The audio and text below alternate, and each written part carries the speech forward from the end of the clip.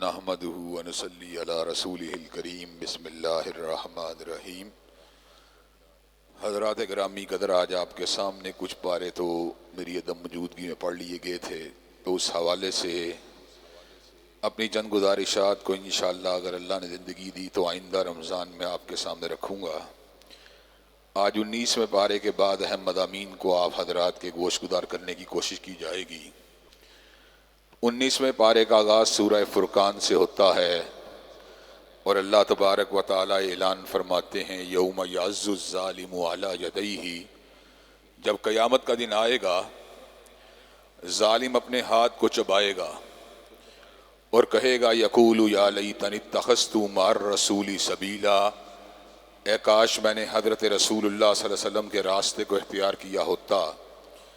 یا ویلتا لیتنی لم اتخذ فلانا خلیلا، اور اے کاش میں نے فلاں کو اپنا یار یا دوست نہ بنایا ہوتا۔ لقد اضلنی عن الذکر بعد اذ جاءنی وکان الشیطان للانسان خذولا، اس شخص نے مجھے اللہ تبارک و تعالیٰ کی نصیحت قبول کرنے سے روک لیا اور شیطان عین وقت میں آ کے انسان کا ساتھ چھوڑ جانے والا ہے۔ حضرات گرامی قدر، اچھے دوست بنانا، اچھی صحبت کو اختیار کرنا، یہ زندگی گزارنے کے لیے انتہائی ضروری ہے۔ اللہ تبارک و تعالیٰ کلام حمید میں اعلان فرماتے ہیں وَاصْبِرْ نَفْسَكَ مَعَ الَّذِينَ يَدْعُونَ رَبَّهُمْ بِالْغَدَاةِ وَالْعَشِيِّ، کہ اگر آپ نے اپنے نفس کو صبر دینا ہو، مشکلات کے دوران آپ نے راحت کو حاصل کرنا ہو، مصائب اور آزمائشوں کے دوران آپ نے اللہ تبارک و تعالیٰ کی نصرت اور تائید کو حاصل کرنا ہو، وَاصْبِرْ نَفْسَكَ مَعَ الَّذِينَ يَدْعُونَ رَبَّهُمْ بِالْغَدَاةِ وَالْعَشِيِّ، تو آپ ان لوگوں کی صحبت اور کمپنی کو اختیار کیجئے جو صبح و شام اللہ تبارک و تعالیٰ کا ذکر کرتے ہیں۔ ان ذاکرین کی صحبت میں بیٹھ کر بندے کو اللہ تبارک و تعالیٰ کی معرفت اور ذکر کرنے کا موقع ملتا ہے اور استحضار الہی کے اندر اضافہ ہوتا ہے۔ انسان در حقیقت بے چین، بے قرار، جلد باز اور جلد از جلد مصائب سے نکلنے کی کوشش کرتا ہے، لیکن لن یصیبنا الا ما کتب اللہ لنا، جو مصیبت کا دورانیہ اللہ تبارک و تعالیٰ نے لکھ دیا ہوتا ہے وہ اس کی زندگی سے اس کو اس میں سے گزرنا پڑتا ہے۔ مشکلات کے ایام میں اچھی صحبت اکثیر کا کردار ادا کرتی ہے۔ اچھی صحبت میں بیٹھ کر انسان کو ایسی ایسی باتیں سننے کو ملتی ہیں جن کی وجہ سے انسان کی ڈھارس بن جاتی ہے، کلیجہ ٹھنڈا ہو جاتا ہے، دل کے اندر ایک ثبات کی کیفیت پیدا ہو جاتی ہے، انشراح صدر کی کیفیت پیدا ہو جاتی ہے، دماغ کھل جاتا ہے اور اس بات کا یقین آ جاتا ہے کہ ان مع العسر یسرا، کہ بے شک ہر تنگی کے بعد ایک آسانی کو اللہ تبارک و تعالی نے رکھ دیا ہے۔ تنگی بے صبری کے ساتھ بھی گزر جاتی ہے اور صبر کے ساتھ بھی گزر جاتی ہے۔ بے صبری کرنے والا در حقیقت اللہ تبارک و تعالیٰ کی ناراضگی کو مول لے لیتا ہے اور صبر کرنے والا اللہ تبارک و تعالیٰ کی رضا کو حاصل کرنے میں کامیاب ہو جاتا ہے۔ حضرات گرامی قدر، کبھی کبھار زندگی کے نشیب و فراز کے دوران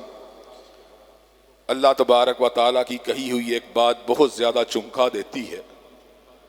اور وہ بات کیا ہے؟ وَمِنَ النَّاسِ مَن يَقُولُ آمَنَّا بِاللَّهِ، بہت سے لوگ ایسے ہیں جو کہتے ہیں ہم اللہ کے اوپر ایمان لے کے آئے، فَإِذَا أُوذِيَ فِي اللَّهِ، لیکن اس ایمان کے بدلے جب اللہ تبارک و تعالیٰ کے راستے میں تکلیف کو برداشت کرنا پڑتا ہے، جعل فتنة الناس كعذاب اللہ، تو یوں شو کرتے ہیں اور یوں شور شرابہ کرتے ہیں گویا اللہ تبارک و تعالیٰ کا عذاب آ گیا ہو۔ وَمِنَ النَّاسِ مَن يَقُولُ آمَنَّا بِاللَّهِ فَإِذَا أُوذِيَ فِي اللَّهِ جعل فتنة الناس كعذاب اللہ، لوگوں کے سامنے اس طریقے سے وویلا کرتے ہیں گویا کہ اللہ تبارک و تعالیٰ کا عذاب آ گیا ہو۔ وَلَئِن جَاءَ نَصْرٌ مِّن رَّبِّكَ، اور اگر اللہ تبارک و تعالیٰ کی مدد آ جائے تو اہل ایمان کو مخاطب ہو کے کہتے ہیں لَيَقُولُنَّ إِنَّا كُنَّا مَعَكُمْ، کہ ہم تمہارے ساتھ ہیں۔ اولیس اللہ بعالم بما فی صدور العالمین، کیا اللہ تبارک و تعالیٰ کو جہانوں کے دلوں کی کیفیت کا پتہ نہیں ہے؟ در حقیقت اچھی صحبت کا اختیار کرنا اتنا فائدہ مند ہے کہ قیامت کی وہ تلخیاں اور وہ ہلاکت ہیزیاں جن کے اندر یارانے ٹوٹ جائیں گے، اور یارانے تو بڑی دور کی بات ہے، رشتہ داریاں بھی ٹوٹ جائیں گی، یوم یفر المرء من اخیہ و امہ و ابیہ، انسان اپنے بھائی کو چھوڑ کے بھاگ نکلے گا، اپنے ماں باپ کو چھوڑ کے بھاگ نکلے گا، وصاحبتہ و اخیہ، اور اپنی بیوی اور اپنے سگے بھائی سے تعلق کو منقطع کر دے گا۔ ایسے عالم میں رشتہ اگر باقی رہے گا، الاخلاء یومئذ بعضهم لبعض عدو الا المتقین، اس دن تقوی والوں کا آپس میں تعلق برقرار رہے گا۔ حضرات گرامی قدر، اس صورت میں اللہ تبارک و تعالی نے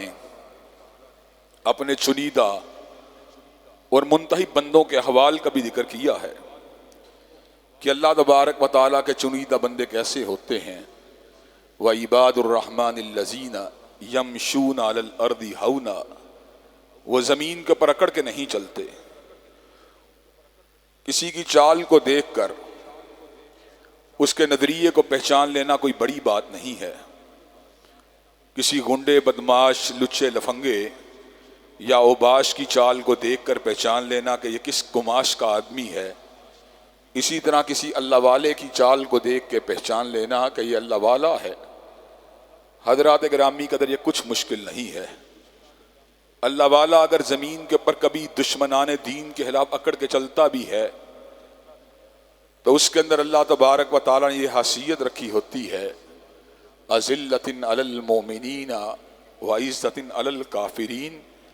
کہ جہاں کہیں مومن سامنے آ جائے گا وہ فوراً سے پہلے اپنی نگاہوں کو جھکا لے گا۔ اشداء علی الکفار رحماء بینہم، کہ مومن شدید تو ہوتا ہے لیکن اس کی شدت و حدت جو ہوتی ہے وہ کفار کے سامنے ہوتی، اہل ایمان کے سامنے نہیں ہوتی۔ اشداء علی الکفار رحماء بینہم، وہ آپس کے اندر ہمیشہ رحم دلی والا معاملہ کرتا ہے، محبت والا، التفات والا، شفقت والا معاملہ کرتا ہے۔ وہ حلقہ یاراں تو بریشم کی طرح نرم، اور رزم حق و باطل ہو تو فولاد ہے مومن، کہ مومن کا جو ولولہ اور جوش بھی ہوتا ہے اس میں غنڈہ گردی نہیں ہوتی، اس میں بدگماشی نہیں ہوتی، اس میں اوباش پن نہیں ہوتا۔ حضرت مولانا ظفر علی خان رحمۃ اللہ علیہ کا یہ مشاہدہ میں نے کئی مرتبہ آپ کے سامنے پہلے بھی رکھا ہے کہ یثربی تہذیب کے بارے میں حضرت ظفر علی خان رحمۃ اللہ علیہ نے جو نقشہ کھینچا، ایک نقشہ آج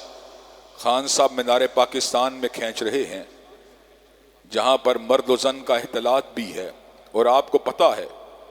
کہ میں نے خان صاحب کے بارے میں اگر کبھی تبصرہ کیا ہے تو میاں صاحب کی محبت میں نہیں کیا،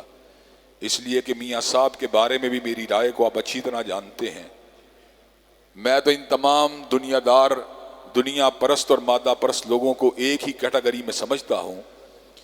حضرات گرامی قدر، ایک مدینہ کا ماڈل یہ پیش کرتے ہیں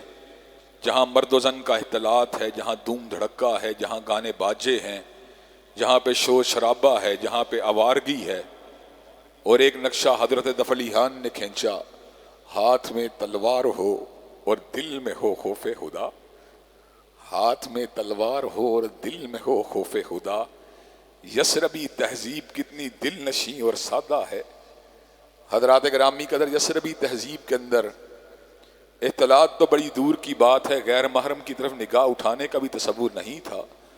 کل للمؤمنین یغضوا من ابصارہم، آپ اہل ایمان کو کہہ دیجیے اپنی نگاہوں کو جھکا کے رکھا کریں۔ وَقُلْ لِلْمُؤْمِنَاتِ يَغْضُضْنَ مِنْ أَبْصَارِهِنَّ، اور اہل ایمان کی عورتوں کو بھی کہہ دیں کہ اپنی نگاہوں کو جھکا کے رکھا کریں۔ حضرات گرامی قدر، اور مومنوں کا دوسرا وصف یہ ہے وَالَّذِينَ يَبِيتُونَ لِرَبِّهِمْ سُجَّدًا وَقِيَامًا، ان کی راتیں بہلانے کا انداز یا بتانے کا انداز وہ نہیں ہوتا جو آوارہ لوگوں کا ہوتا ہے، جو مادہ پرست لوگوں کا ہوتا ہے۔ اللہ تبارک و تعالیٰ نے جن چیزوں کے شر کو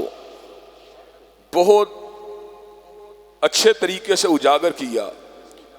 ان میں سے ایک شر رات کے چھا جانے کا شر بھی ہے۔ چنانچہ ارشاد ہوا قل اعوذ برب الفلق من شر ما خلق ومن شر غاسق اذا وقب، ہر چیز کے شر سے صبح کے رب میں تیری پناہ میں آتا ہوں، ومن شر غاسق اذا وقب، اور رات کے چھا جانے کے شر سے تیری پناہ کو طلب کرتا ہوں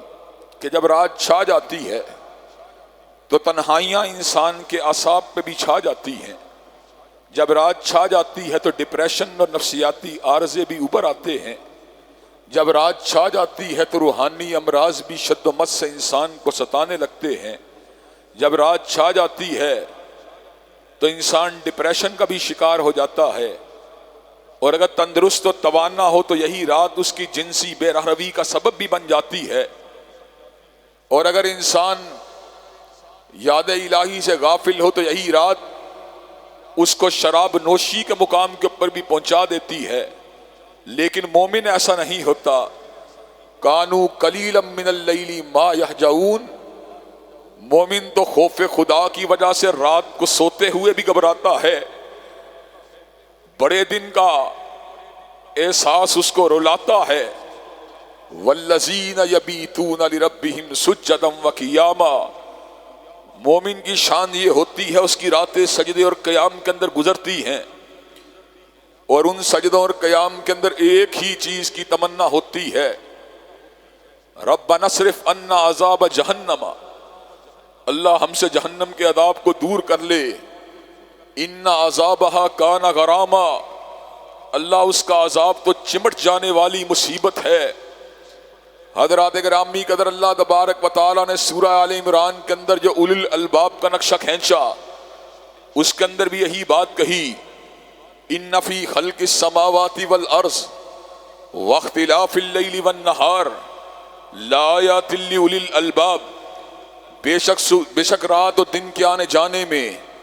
اور آسمان و زمین کی تخلیق میں نشانیاں ہیں عقل والوں کے لیے، الذین یذکرون اللہ قیاما وقعودا وعلی جنوبہم، عقل والے کون ہیں جو اٹھتے بیٹھتے اور پہلوؤں کے پر اپنے رب کو یاد کرتے ہیں، وَيَتَفَكَّرُونَ فِي خَلْقِ السَّمَاوَاتِ وَالْأَرْضِ،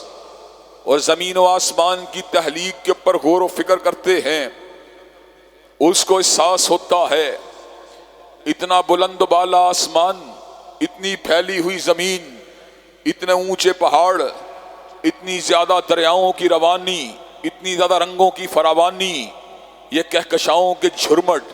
یہ چاندنی کی ٹھنڈک، یہ سورج کی تمازت، یہ صحراؤں کی حرارت،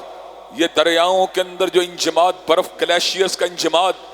یہ کیا چیز ہے؟ ربنا ما خلقت ھذا باطلا سبحانک فقنا عذاب النار، اے میرے پروردگار تو نے جو کچھ بھی بنایا ہے کھیل تماشے کے لیے نہیں بنایا، اللہ تو نے سب کچھ حق کے ساتھ بنایا، سبحانک فقنا عذاب النار، تیری ذات جو عیوب سے پاک ہے، کمزوریوں سے پاک ہے، پروردگار عالم مجھے آگ کے عذاب سے محفوظ فرما لینا۔ ربنا انک من تدخل النار فقد اخزیتہ وما للظالمین من انصار، اے میرے پروردگار جس کو تو نے آگ میں داخل کر دیا اس کا تو بیڑا ہی غرق ہو گیا، وما للظالمین من انصار، اور ظالموں کا تو کوئی بھی مددگار نہیں۔ عباد الرحمن کی راتیں شب زندہ داری کے ساتھ روشن، عباد الرحمن کی راتیں سسکیوں کے ساتھ چمک رہی ہیں، عباد الرحمن کی راتیں آنسوؤں کی جھڑیوں کے اندر بیت رہی ہیں، عباد الرحمن کی راتیں اللہ کی انابت کے اندر تر ہیں۔ اور جو حضرت اقبال نے بات کہی، کیسی خوبصورت بات کہی، راضی ہو غزالی ہو عطار ہو رومی ہو، عطار ہو راضی ہو رومی ہو غزالی ہو،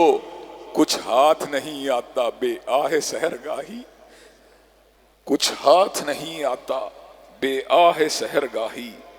حضرات گرامی قدر، جن کی راتیں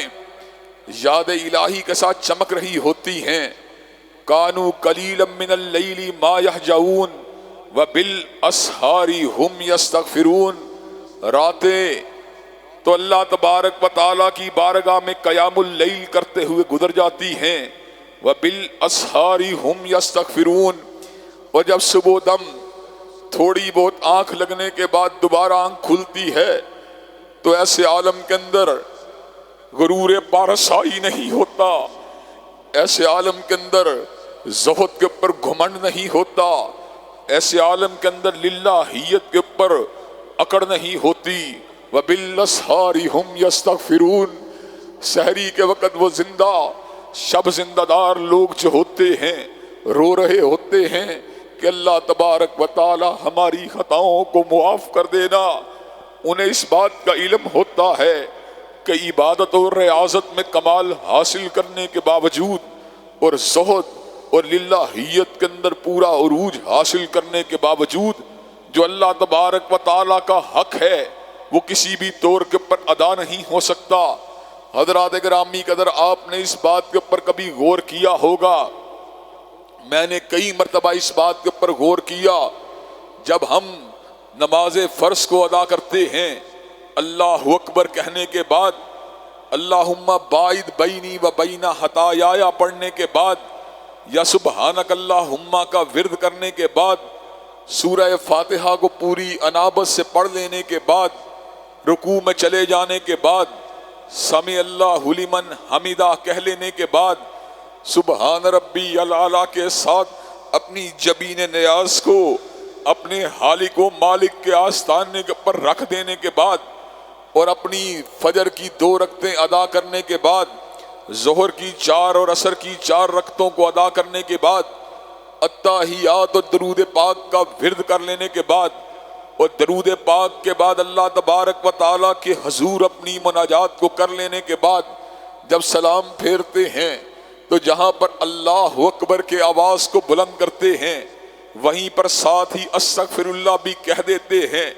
کہ اللہ تو بہت ہی بڑا ہے، تو بہت ہی بڑا ہے، میری نماز تیری عظمت کا مقابلہ نہیں کر سکتی، استغفر اللہ، اللہ تبارک و تعالیٰ تو مجھے بخش دینا۔ حضرات گرامی قدر، ذرا غور کیجئے کس قدر اس کے اندر پیغام ہے۔ اللہ اکبر کہہ کے اس کی کبریائی کی صدا کو بلند کر دیا اور استغفر اللہ کہہ کے اپنی کم مائیگی کا ذکر کر دیا، اور ہم تو حضور علیہ السلام کے قدموں کی حق کا مقابلہ بھی نہیں کر سکتے، ہم تو ان کے غلاموں کی غلامی کا بھی حق ادا نہیں کر سکتے۔ اللہ تبارک و تعالیٰ نے کلام حمید میں حضور علیہ السلام کو بھی اس بات کی تلقین فرما دی، اذا جاء نصر اللہ والفتح ورأیت الناس يدخلون فی دین اللہ افواجا، حبیب علیہ السلام جب اللہ کی مدد آ پہنچی، ورأیت الناس يدخلون فی دین اللہ افواجا، اور آپ نے اپنی نگاہ مبارک سے ہزاروں کی تعداد میں فوج در فوج لوگوں کو اسلام کے حلقے میں داخل ہوتے ہوئے دیکھا۔ اب آپ نے کیا کرنا ہے؟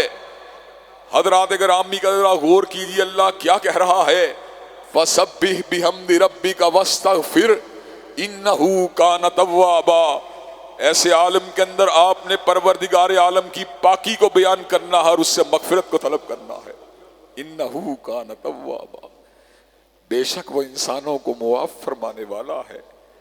حضرات گرامی قدر، حضرت رسول اللہ صلی اللہ علیہ وسلم جو کہ معصوم عن الخطا تھے، ہر روز 70 مرتبہ استغفار کیا کرتے تھے۔ حضرات گرامی قدر، اہل ایمان کی راتیں اللہ کے ذکر سے تر ہوتی ہیں، اور اس ذکر کا ٹارگٹ ایک ہی ہوتا ہے کہ جہنم کے عذاب سے بچ جایا جائے۔ حضرات گرامی قدر، اور عباد الرحمن کا چلن کیا ہوتا ہے؟ وہ شرک کا ارتکاب نہیں کرتے، وہ معصوم جان کو، بے گناہ جان کو قتل نہیں کرتے، وہ زناکاریوں کا ارتکاب نہیں کرتے، وہ ان گناہوں کی گریوٹی اور شدت و حدت کو اچھی طرح سمجھتے ہیں، اور خدا نہ خواستہ اگر ان سے ان میں سے کوئی خطا ہو جائے تو پھر اجلت کے ساتھ پلٹنے میں دیر نہیں کرتے۔ اللہ تبارک و تعالیٰ کے بعض گناہ گار بندوں کے دل میں جو خیال آیا، اللہ نے کمال دلاسا دیا، اللہ وہ تو عباد الرحمن تھے، میں تو خطا کار ہوں، اللہ میں تو گناہ گار ہوں، اللہ میں نے تو زنا اگر نہیں کیا تو زنا کے مقدمات تو مجھ سے بھی ہوئے، نگاہوں کی خطا تو مجھ سے بھی ہوئی، اللہ تبارک و تعالی میں نے قتل نہیں کیا لیکن لوگوں کے ساتھ زیادتی یا ان کے ساتھ ناحق زیادتی تو میں نے بھی کی، اللہ تبارک و تعالی میں نے شرک تو نہیں کیا لیکن ناشکری تو میں نے بھی کی۔ حضرات گرامی کہتے جب ان باتوں پہ انسان غور کرتا ہے تو کب کب آ جاتا ہے، اور ایسے عالم میں اللہ تبارک و تعالی کہتے ہیں گھبرانے کی ضرورت نہیں، جو تجھ سے بڑے گناہ گار ہیں، جو شرک کو لے کے آئیں گے، جو قتل کو لے کے آئیں گے، جو زنا کو لے کے آئیں گے، الا من تاب وآمن وعمل عملا صالحا فاولئک یبدل اللہ سیئاتہم حسنات، میں ان کے گناہوں کو معاف ہی نہیں کروں گا بلکہ گناہوں کو نیکیوں کے ساتھ تبدیل فرما دوں گا۔ حضرات گرامی قدر، جو عباد الرحمن ہوتے ہیں نہ تو پیسے کو دبوچ کے رکھتے ہیں نہ اس کو ضائع کرتے ہیں، جہاں ضرورت ہوتی ہے اپنے پیسے کو صحیح طور پہ استعمال کرتے ہیں اپنی جائز ضروریات کو پورا کرنے کے لیے، اور باقی مال کے اندر اہل ایمان کے حق کو تسلیم کرتے ہیں۔ وفی اموالہم حق معلوم للسائل والمحروم، ان کے مالوں میں جو حق ہوتا ہے متعین ہوتا ہے، مانگنے والوں کا بھی اور نہ مانگنے والوں کا بھی، للسائل والمحروم، وہ ان کو بھی دیتے ہیں جو ہاتھ پھیلاتے ہیں اور ان کو بھی دیتے ہیں جو ہاتھ نہیں پھیلاتے۔ وفی اموالہم حق معلوم للسائل والمحروم، وہ سوال کرنے والوں کے سوال کو سن کے ان کی مدد کرتے ہیں، اور ان کی نگاہیں سماج کے اندر محروم طبقات کو تلاش کر رہی ہوتی ہیں، وہ غریب فقراء نادار لوگوں کو تلاش کرتے ہیں اور ان کے پاس اپنے مال کو پہنچاتے ہیں۔ اور جو عباد الرحمن ہوتے ہیں وہ اپنے وقت کو کج بیسی میں ضائع نہیں کرتے۔ عمران خان چڑھ گیا، میاں صاحب اتر گئے، میاں صاحب چڑھ گئے، خان صاحب اتر گیا، پولو گراؤنڈ کا فلاں گھوڑا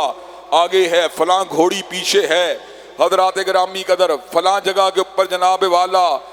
بکیا جو ہے بک لے کے بیٹھا ہے، فلاں جگہ کے اوپر جوا خانہ کھلا ہوا ہے، فلاں جگہ کے اوپر انٹرٹینمنٹ کے تمام لوازمات پورے ہیں۔ یہ کیا تماشے والی باتیں ہیں حضرات گرامی قدر، اللہ نے تمہیں زندگی دی ہے، یہ جو فلسفہ ہے باطل ہے، یکسر باطل ہے۔ بابر بے شکوش کے عالم دوبارہ نیست، حضرات گرامی قدر یہ فلسفہ باطل ہے کہ انسان زندگی میں ایک مرتبہ آیا ہے، کھل کے عیش کرے۔ حقیقت زندگی کیا ہے؟ 4 دن کی چاندنی اور پھر اندھیری رات ہے۔ حضرات گرامی قدر چند روزہ زندگی اور پھر موت کی آغوش ہے، چند روزہ رونق کا میلہ، چند روزہ رشتہ دار اور دوست احباب کی صحبت، اور پھر قبر کی تاریکیاں ہیں۔ حضرات گرامی قدر چنانچہ جو عباد الرحمن ہوتے ہیں وہ ہمیشہ جاہلوں کے ساتھ جب ان کا پالا پڑتا ہے، وَإِذَا خَاطَبَهُمُ الْجَاهِلُونَ قَالُوا سَلَامًا، ان کو سلام متارکت کر دیتے ہیں، اچھے طریقے سے ان کو الوداع کر دیتے ہیں، ان سے لڑائی جھگڑا کرنے کی بجائے، ان سے الٹی سیدھی بحثیں کرنے کی بجائے کہ مولوی صاحب داڑھی نہ رکھوں تو کیا ہو جائے گا، مولوی صاحب شلوار اوپر نہ کروں تو کیا ہو جائے گا، مولوی صاحب پردہ تو آنکھ کا پردہ ہوتا ہے، مولوی صاحب اس دور کا سود استحصالی تھا، یہ سود غیر استحصالی ہے، مولوی صاحب جو باجا گاجا ہے اس میں کیا حرج ہے۔ رسول اللہ صلی اللہ علیہ وسلم کی احادیث میں تعویل کرنے والے اور شریعت کے ہر معاملے کو الٹا سیدھا کرنے والے انسان ان کے ساتھ کج بحثی کے اندر اپنے وقت کو برباد کر کے، اپنے دل کے سکون کو برباد کر کے کوئی اچھی اچیومنٹ نہیں کرتا۔ چنانچہ جس بندے کے بارے میں انسان کی آبزرویشن ہو یہ خیر سے دور ہے، یہ بھلائی سے دور ہے، یہ شرارت کرنا چاہتا ہے، یہ وقت کو برباد کرنا چاہتا ہے، تو عقل مند مومن کی پہچان کیا ہے؟ عقل مند مومن جو ہے السلام علیکم کہہ کے آگے نکل پڑتا ہے، وقت کو برباد نہیں کرتا۔ اور عباد الرحمن کا وصف یہ ہے کہ وہ آیات الہیہ کے اوپر اندھے بہرے ہو کے نہیں گرتے، بلکہ کھول کھول کے آیات کے مفہوم اور معانی کے اوپر غور کرتے ہیں۔ کئی مرتبہ قرآن پڑھ لیا لیکن حقیقی عقیدہ توحید سمجھ میں نہیں آیا، کئی مرتبہ قرآن پڑھ لیا لیکن حقیقت نبوت سمجھ میں نہیں آئی، کئی مرتبہ قرآن پڑھ لیا لیکن یوم حساب اور یوم معاد سمجھ میں نہیں آیا۔ یہ کس طرح کی بات ہے؟ 7ویں پارے کی ایک آیت کا ٹکڑا کئی مرتبہ جھنجھوڑتا ہے، ہلاتا ہے اور انسان کو تفکر کے اوپر مجبور کر دیتا ہے۔ والذین کذبوا بآیاتنا یمسہم العذاب بما کانوا یفسقون، وہ لوگ جو اللہ کی آیات کو جھٹلاتے ہیں انہیں عذاب علیم کا مزہ چکھنا پڑے گا اپنے گناہوں اور نافرمانیوں کی وجہ سے۔ اللہ تیری کون سی آیات کو ہم جھٹلا رہے ہیں؟ اس سے آگے کیا کہا؟ قل لا اقول لکم عندی خزائن اللہ ولا اعلم الغیب ولا اقول لکم انی ملک، نہ میں تمہیں یہ بات کہتا ہوں میرے پاس اللہ تبارک و تعالیٰ کے خزانے ہیں، نہ ہی میں یہ بات کہتا ہوں میرے پاس غیب دانی ہے، نہ ہی میں یہ بات کہتا ہوں میں فرشتہ ہوں۔ اللہ تو کھول کھول کے بیان کر رہا ہے، لیکن حاجی صاحب ہر رمضان میں 10 قرآن کو ختم کرنے کے باوجود عقیدہ وہی ہے جو والدین کا عقیدہ ہے، عقیدہ وہی ہے جو ددیال کا عقیدہ ہے، ننیال کا عقیدہ ہے۔ عباد الرحمن کی شان یہ ہوتی ہے، وہ کوشش کرتا ہے کہ اللہ نے مجھے کیا بتلا رہا ہے، اللہ کیا مجھ سے چاہتا ہے، اللہ تبارک و تعالیٰ کی کیا تقاضے ہیں، اللہ کی کیا ریکوائرمنٹ ہے، اللہ تبارک و تعالیٰ کس چیز کو مجھ سے طلب کر رہے ہیں۔ رحمان کا بندہ اللہ تبارک و تعالیٰ کی طلب کو حاصل کرنے کی جستجو کرتا ہے، اور رحمان کا بندہ صرف اپنی حد تک جو ہوتا ہے اپنی ہی فکر نہیں کرتا بلکہ اپنے بیوی بچوں کی بھی پوری فکر کرتا ہے، اور یہ الفاظ کہتا ہے ربنا ہب لنا من ازواجنا وذریاتنا قرۃ اعین وجعلنا للمتقین اماما۔ اے ہمارے پروردگار، ہماری بیویوں اور بچوں میں سے ہماری آنکھوں کی ٹھنڈک کو پیدا فرما، وجعلنا للمتقین اماما۔ دنیا داروں کی امامت کی بات نہیں کی، تاجروں کی امامت کی بات نہیں کی، شور شرابہ کرنے والوں کی امامت کی بات نہیں کی، وجعلنا للمتقین اماما۔ اللہ ہمیں متقین کا امام بنا دے۔ کتنی اچھی دعا مانگی گئی۔ اللہ تبارک و تعالیٰ فرماتے ہیں ایسے لوگوں کے لیے میں نے جنت کے اندر مہمان خانوں کو تیار کر دیا ہے۔ ایسے لوگوں کے لیے اللہ تبارک و تعالیٰ نے فردوس بری کے اندر مہمان خانوں کو تیار کر دیا ہے۔ حضرات گرامی کا دنیا کے اندر ہم نے گھر دیکھے، اپنی آنکھوں سے دیکھے، دادا کا نام لکھا ہوتا ہے، دادا کی موت کے بعد بیٹے کا نام لکھا جاتا ہے، بیٹے کی موت کے بعد پوتے کا نام لکھا جاتا ہے، پوتے کی موت کے بعد پڑپوتے کا نام لکھا جاتا ہے۔ مجھے اپنے باپ کا پتہ ہے، دادا کا پتہ ہے، پردادا کے نام کا پتہ ہے، پردادا کا باپ کون تھا صحیح طور پہ پتہ نہیں، پردادا کا دادا کون تھا کچھ پتہ نہیں۔ حضرات گرامی قدر وہ جو 5ویں 6ٹھی پشت کے اندر میں نے اپنے پردادا کے دادے کو بلا دیا تو کیا میرے پوتوں کے پوتے مجھے یاد رکھیں گے؟ آپ کے پوتوں کے پوتے آپ کو یاد رکھیں گے؟ نہیں، یہ نام مٹ جائیں گے، یہ پھٹیاں پوچھ دی جائیں گی، یہ پلیٹیں اتار دی جائیں گی، انسان بھولی ہوئی داستان بن جائے گا۔ حضرات گرامی قدر جس کے پوتے دوتے اس کو یاد نہیں رکھتے، اس کو بیگانے کیوں کر یاد رکھیں گے؟ لیکن جنت کے مہمان خانوں کا عالم کیا ہے؟ ان الذین آمنوا وعملوا الصالحات کانت لہم جنات الفردوس نزلا خالدین فیہا لا یبغون عنہا حولا۔ جو ایمان والے ہیں، جو عمل صالح والے ہیں، ان کو جنت الفردوس حاصل ہوگی، خالدین فیہا، جس کے اندر وہ ہمیشہ رہیں گے، لا یبغون عنہا حولا،